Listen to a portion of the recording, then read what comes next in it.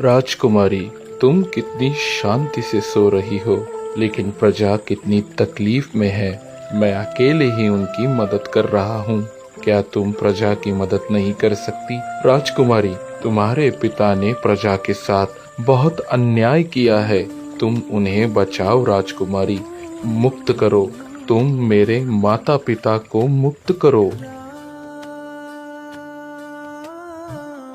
हाँ, अच्छा, मैं ऐसा सपना क्यों देखती हूँ? मेरे बाबा कहाँ हैं?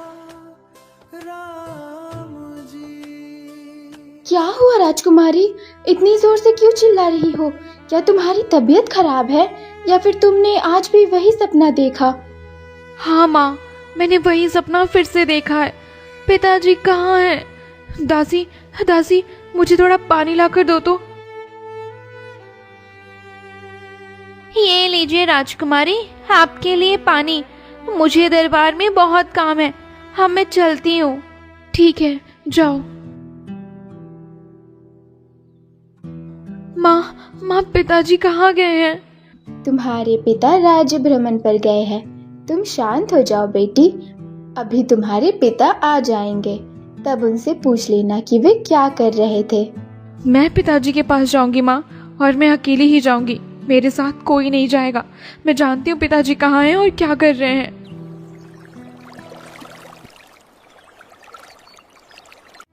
इस बार तेरी फसल का 3 हिस्सों में से 2 हिस्सा मुझे देगा, साथ में लगान भी, नहीं तो आज तुझे मार कर इस नदी में फेंक दूंगा। दया कीजिए महाराज, मेरे पास कोई पैसा नहीं है। आप फसल का 1 हिस्सा ले लीजिए, नहीं तो मैं अपनी पत्नी के साथ कैसे जीवन बिताऊंगा। मैं इतना कुछ नहीं जानता, मुझे आज ही लगान और फसल का हिस्सा चाहिए। अरे बुढ़ऊ, महाराज क्या कह रहे हैं सुनाई नहीं देता? लगान देगा या मरेगा? हम अपनी सारी जमीन बेचकर आपका सारा लगान चुका दिए महाराज। अब पैसे कहाँ से लाए? बाबा, मंत्री जी, इन्हें छोड़ दीजिए। अच्छा पिताजी, आप राजा होकर गरीबों पर इतना अत्याचार क्यों करते हैं? अगर आप लोग यहाँ से नहीं गए ना तो मैं खुद को ही समाप्त कर दूंगी, ये कह देती हूँ। नहीं बेटी, ऐसा मत करो। अच्छा ठीक है, मैं इन्हें छोड़ देता हूँ, तुम वापस चलो। आप सभी लोग चलो। क्या हुआ? छोड़ दो इन्हें। चलो बेटी, महल वापस चलते हैं। पिताजी, आपको मैंने इतनी बार कहा है, फिर भी आप मेरी कोई बात नहीं सुनते। आप इन लोगों को इतना कष्ट क्यों देते हैं पिताजी? अब किसी के साथ बुरा व्यवहार मत कीजिएगा आप। ठीक है बेटी, अब चलो। मैं कल फिर आऊंगा। पैसे का इंतजाम करके रखना बढ़ाओ, नहीं तो कल ही तुम्हारा आखिरी दिन होगा।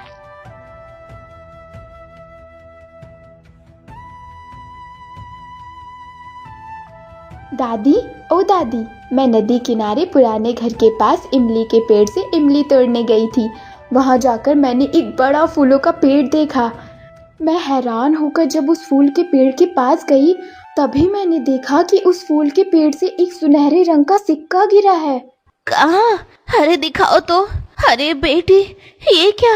ये तो सोने का सिक्का है। इसके बारे में किसी को मत बताना बेटी। इस सोने के सिक्के से कल महाराज का सारा कर्ज चुका देंगे। आखिरकार भगवान ने हमारी पुकार सुन ली।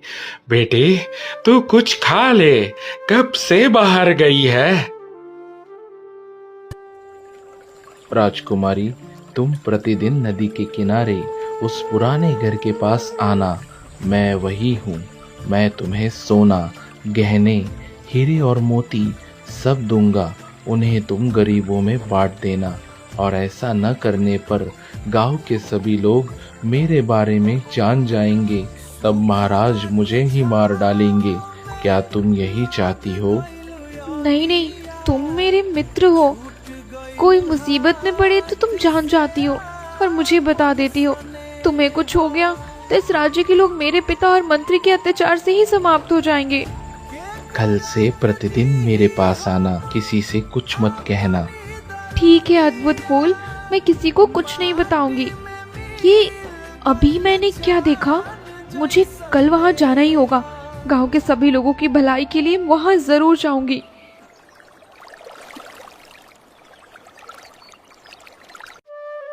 माँ, मैं जरा राज्य घूमकर देखने जा रही हूँ। आप पिताजी को किसी पर भी अत्याचार करने से मना करिएगा। ठीक है बेटी, तुम जाओ, जल्दी लौट आना। दासी को भी साथ ले जाओ। नहीं माँ, मैं अकेली ही जाऊंगी। आप तो जानती हैं ना, मुझे कोई भी अच्छा नहीं लगता। मुझे अकेले घूमना ही पसंद।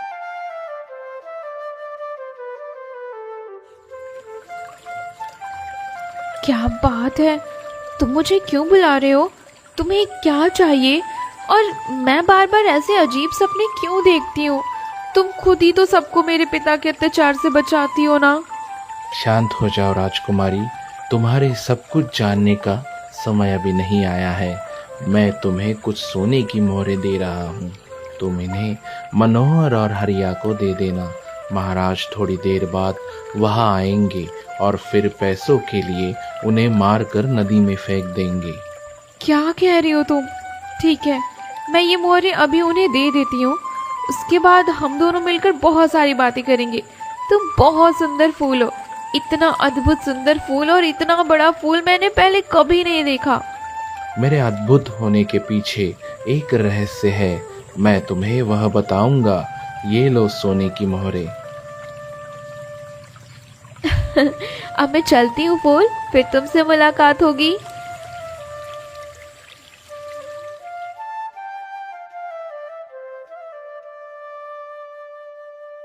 राजकुमारी, आपको कहाँ बैठने दूँ? आपको बैठाने लायक जगह हमारे पास नहीं है। मुझे बैठाने की जरूरत नहीं है। ये लो, ये मोहरे रख लो। पिताजी पैसे लेने जरूर आएंगे, तब उन्हें ये दे देना, नहीं तो वे तुम्हें मारकर नदी में फेंक देंगे। क्या कह रही है आप राजकुमारी? अरे सुनो भाग्यवान, देखो हमें बचाने के लिए राजकुमारी खुद कितनी सारी सोने की मोहरें लाई है, जरा देखो तो। राजकुमारी जी, मैं आपको किस तरह धन्यवाद दूं? ये मुझे नहीं पता राजकुमारी। आप अपने पिता की तरह नहीं हैं। आप हमेशा इन गरीब और असहाय लोगों के साथ रहिएगा। अब मैं चलती हूँ।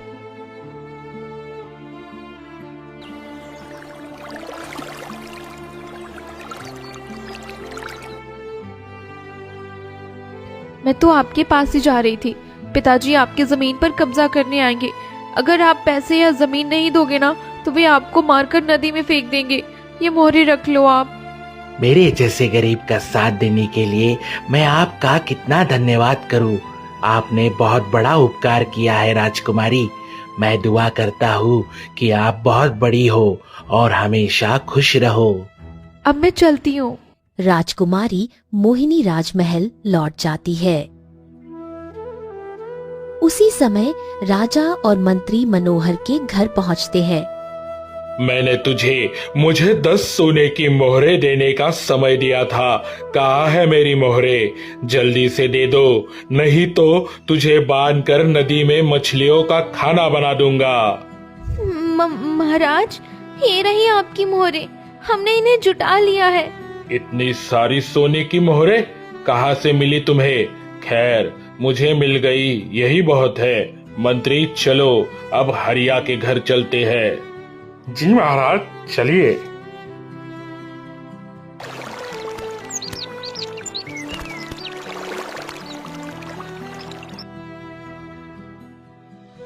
ये तेरी दूध देने वाली गाय रख, मुझे पैसे दे, नहीं तो आज तेरा आखिरी दिन है। तुझ पर बहुत सारा कर्ज हो चुका है। महाराज, आपको देने के लिए मैंने बड़ी मुश्किल से 6 मोहरें जुटाई है। कृपया इन्हें ले लीजिए। ओहो, ये क्या हो रहा है? आज भी किसी को मार नहीं पाया। इनके पास इतनी सारी सोने की मोहरें आई कहाँ से? खैर, जो भी हो, मुझे तो इन मोहरों के साथ मौज करनी चाहिए। इस तरह राजकुमारी मोहिनी के द्वारा दिए गए मोहरों से सभी गरीब लोगों की रक्षा होती रही। इसी तरह एक और वर्ष बीत गया। एक दिन वही फूल वहाँ रो रहा था। तभी राजकुमारी मोहिनी वहाँ आती है। अच्छा फूल दोस्त, तुम्हारे साथ मेरा बहुत दिनों का संबंध है ना, तुम अपने दुख की बात क्यों नहीं बताती? तुम्हें किस बात का दुख है और तुम बार बार मेरे सपनों में क्यों आती हो? और तुम्हारे माता पिता कौन हैं? अब सब कुछ जानने का समय आ गया है। मेरी उम्र 20 वर्ष की है और तुम्हारी 18 वर्ष की। क्या तुम मुझे मुक्त कर सकती हो राजकुमारी? क्या तुम मुझे मुक्त करोगी? हाँ, अवश्य करूँगी। बताओ तुम कौन हो और तुम्हारी पहचान क्या है? सुनो फिर, यह बहुत साल पहले की बात है। राज्य में कोई दुख या कष्ट नहीं था, केवल खुशियाँ ही खुशियाँ थी, क्योंकि इस राज्य के राजा महाराज महेंद्र थे और तुम्हारे पिता उनके मंत्री थे। ये तुम क्या कह रही हो? मैं ठीक ही बोल रहा हूँ। जिस दिन मेरा जन्म हुआ था,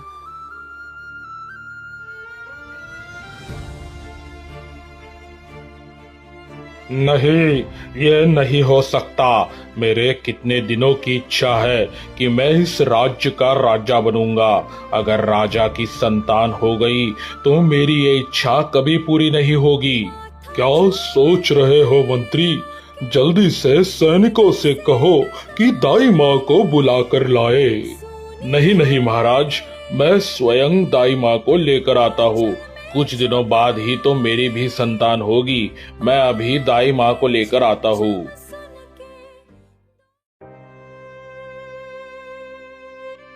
दाई माँ, आप राजा के बच्चे को मुझे सौंप दीजिएगा और इस मृत बच्चे को राजा की संतान बताकर कह दीजिएगा कि वह मर गया है। नहीं नहीं, ये किसी भी तरह नहीं हो सकता। महाराज कितने अच्छे इंसान हैं। इस राज्य में शांति की कोई कमी नहीं। वे किसी से लगान भी नहीं लेते और गरीबों की बहुत सहायता करते हैं। दाई माँ, ये हीरो का हार और 100 सोने की मोहरे सब आपकी है। अब बताइए, आप मेरी बात मानेंगी या नहीं? हाँ हाँ, मैं राजी हूँ, लेकिन ये तो असली बच्चा नहीं ना। अगर किसी को पता चल गया कि ये पुतला है तो मेरी जान चली जाएगी। किसी को पता नहीं चलेगा कि यह पुतला है। इस पुतले के शरीर में भी इंसानों की तरह ही है। आप अपना काम शुरू कीजिए। मैं रानी के कक्ष के पीछे वाले दरवाजे के पास खड़ा रहूंगा। ठीक है मंत्री जी। मंत्री दाईमा को लेकर राजमहल जाता है। दाईमा इंसान जैसी गुड़िया को तैयार रखती है। दाई माँ, आप आ गई। देखिए, महारानी को कितनी तकलीफ हो रही है। आप जल्दी से कुछ कीजिए। मैं देख रही हूँ महाराज, आप शांत हो जाइए, मैं अभी कुछ करती हूँ।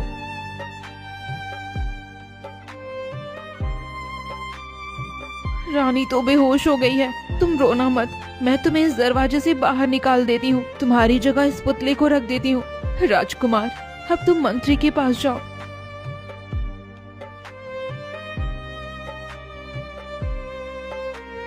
लीजिए मंत्री जी, राजा का बेटा हुआ है।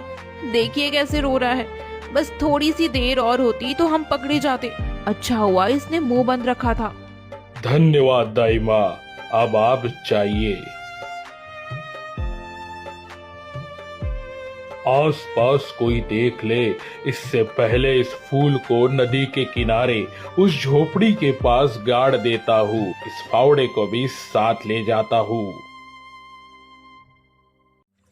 मंत्री बिना देर किए सबकी नजरों से बचकर नदी किनारे एक झोपड़ी के पास अपना काम पूरा करता है।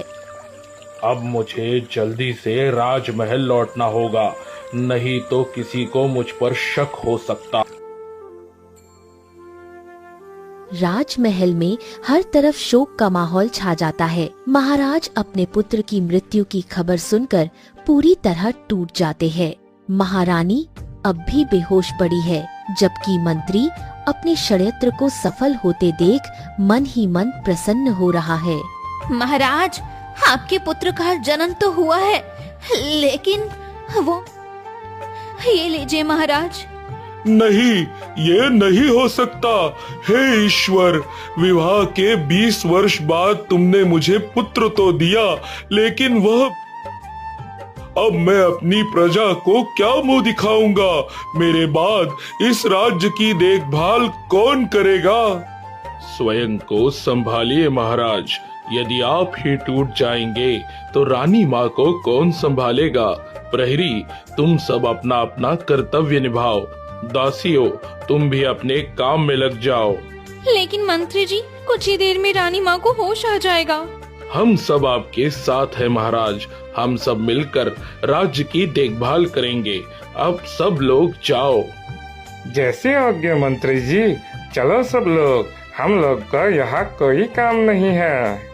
प्रहरी और दासी वहाँ से चले जाते हैं। कुछ देर बाद रानी को होश आता है। महाराज, आप यही हैं? मेरा पुत्र कहाँ है? दाई माँ मेरे पुत्र को मंत्री के पास देकर गई थी। महाराज, मेरा पुत्र कहाँ है? क्या कह रही हो रानी? हमारा पुत्र तो जन्म लेते कुछ ही देर में उसका अंतिम संस्कार कर दिया जाएगा। नहीं महाराज, ऐसा नहीं है। मैंने अपने कानों से सब कुछ सुना है। दाई माँ को लगा था कि मैं बेहोश हूँ महाराज, लेकिन मैं सब सुन रही थी। हमारा पुत्र जीवित था महाराज। भैरव सिंह, मेरा पुत्र कहाँ है? क्या तुमने मेरे पुत्र को मुझसे छीन लिया? बोलो, मेरा पुत्र कहाँ है? उसे तुरंत मेरे पास वापस लाओ। जब आप सब कुछ जान ही चुके हैं, तो ये लीजिए महाराज, आपका पुत्र। मंत्री, तुमने ये क्या किया? मैं अभी प्रहरी को बुलाती हूँ। प्रहरी!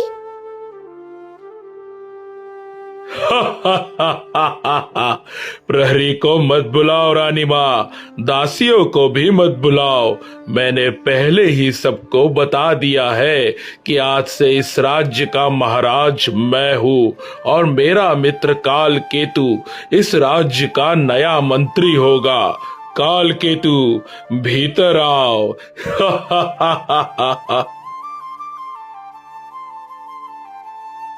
महाराज, मैं आ गया। इन दोनों को हमारे गुप्त कारागार में कैद कर दो।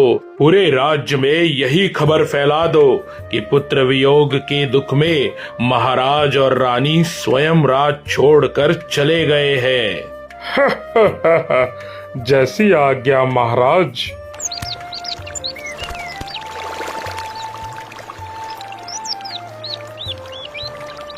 इसके बाद भैरव सिंह और कालकेतु महाराज महेंद्र तथा रानी को गुप्त कारागार में बंद करके आखिरकार मेरी वर्षों की इच्छा पूरी हो गई। आज से रूपनगर राज्य का महाराज मैं हूँ। सभी यही समझेंगे कि असली महाराज राज्य छोड़कर चले गए। अब वे दोनों जीवन भर इसी अंधेरे कारागार में सड़ते रहेंगे। जिसने मुझे अपमानित करके राज्य से दूर रखा था, आज उसी का सिंहासन मेरा है। महाराज, अब इस पूरे राज्य पर केवल आपका ही शासन चलेगा और मैं इस राज्य का मंत्री बनूंगा। एक दिन मेरा पुत्र अवश्य लौटेगा। उस दिन तुम्हारे सारे अत्याचारों का अंत होगा। उस दिन तुम्हें तुम्हारे कर्मों की सजा अवश्य मिलेगी। भैरव सिंह, हमें छोड़ दो, दया करो, हमें छोड़ दो। हम दोनों ये राज्य छोड़कर कहीं दूर चले जाएंगे। ऐसा कभी नहीं होगा रानी माँ, तुम दोनों यही कैद रहोगे। चलो कालकेतु, अब हम हमारे अगले काम की शुरुआत करते हैं। जैसी आज्ञा महाराज, चलिए।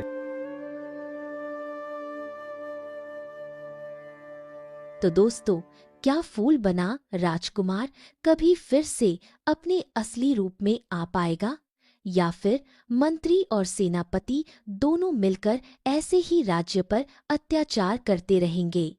ये सब हम अगले भाग में देखेंगे। आपको यह कहानी कैसी लग रही है, हमें कमेंट में जरूर बताएं और चैनल को सब्सक्राइब करना ना भूलें। धन्यवाद।